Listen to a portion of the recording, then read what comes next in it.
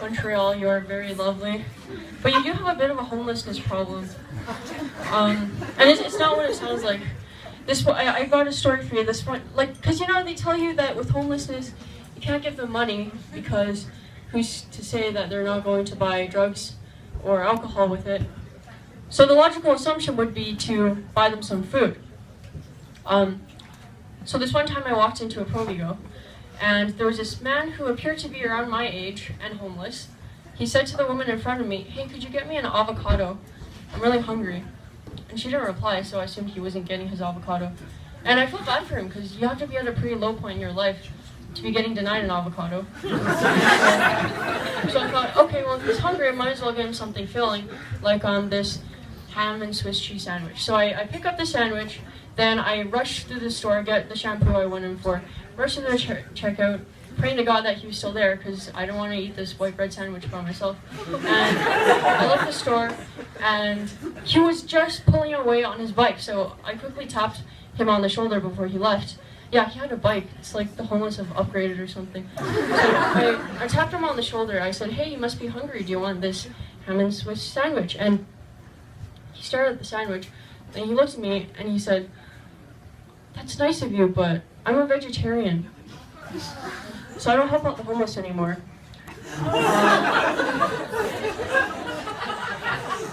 I'm not afraid to admit it. I dress like I'm homeless sometimes, but it's really not that. It's more like I just went running, and I haven't gotten around to changing out of my running shoes, and I don't really mind. I don't mind the runner look. I thought that dressed in my sneakers I would look funny and lovable like Seinfeld, but then I just end up looking like a fresh off the boat badminton player. But yeah, I've been wanting to take running more seriously. Running is a big part of my life. I just don't think that at this point in my life I can afford ugly running clothes. Because that's when they're really serious about it, right? When you got this stretch suit with a bright neon blue and pink in there, that's when you know someone's a serious runner. Anything less than neon pink and blue, and people can sense that you're not giving it 100%. So, I've also been doing a bit of yoga. Any yoga fans in here? Alright, nice. So, if you've done yoga, you'll be familiar with the child's pose. And if you don't know what the child's pose is, it's when you're kneeling down with your hands stretched out in front of you and your head is just facing into the ground. And if you have a child who is in the child's pose, then you need to get an exorcist. Or at the very least, a pediatric interventionist.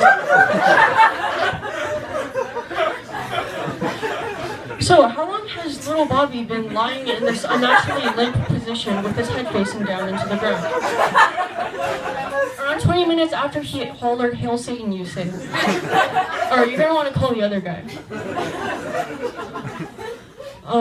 Yeah, so yoga, if you do yoga, you're probably also a vegan.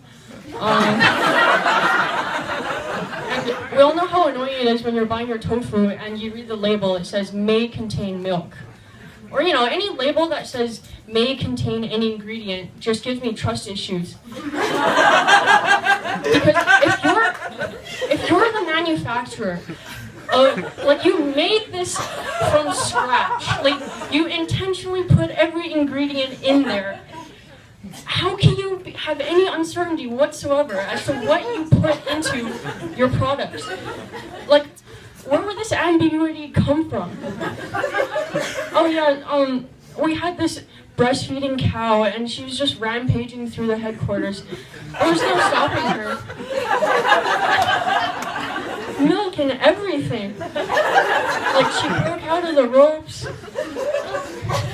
I don't know, just slap a "may contain milk" sticker on it, that'll do. Yeah, so I don't understand a lot of things. I was taking, those photo booths, in the malls. I was in one of those photo booths on St. Catherine Street.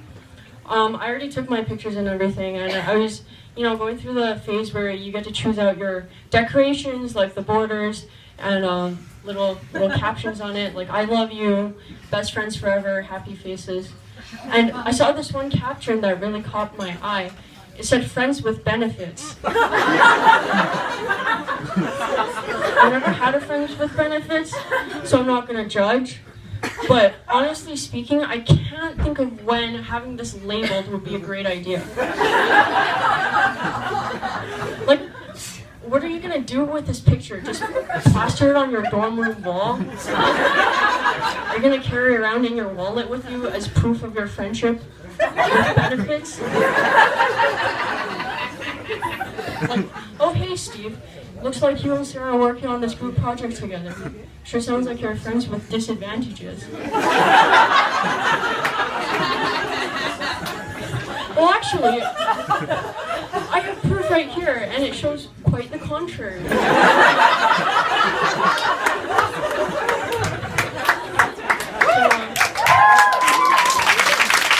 Thank you very much.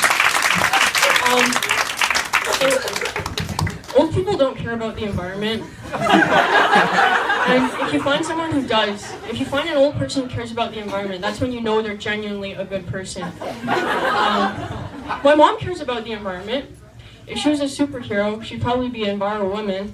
I'm just sitting there minding my own business, doing stuff on the laptop. She runs into the room, flicks off the lights, runs to the rest of the house, just serially turning off all the lights in the house, regardless of whether there's a person in there or not. And like, Mom, why are you doing this? Why you turn all the lights on? It's so hot! Like, Mom, what does the temperature of the room have to do with the state of the lights being on? I get you want to spare on, I get you want to save on the energy bill, but please spare me the theatrics. But I love my mom, she's great. She's the same person who called a samosa a ShamWow. I think she meant shawarma, and it's still wrong. God, I really miss my family back in Calgary. I have this really cute little brother, he's 5 years old. I was studying, and he came over and gave me this little red hard candy. And he said, "Hey Emma, I got a present for you." I was like, "Oh, thank you, Ethan. That's so sweet." And he walked away saying, "It's okay, you probably deserved it. You had a hard life." I had a hard life? Kid, you don't even know me. Maybe he caught me doing the child's pose again. Alright, thanks a lot everybody.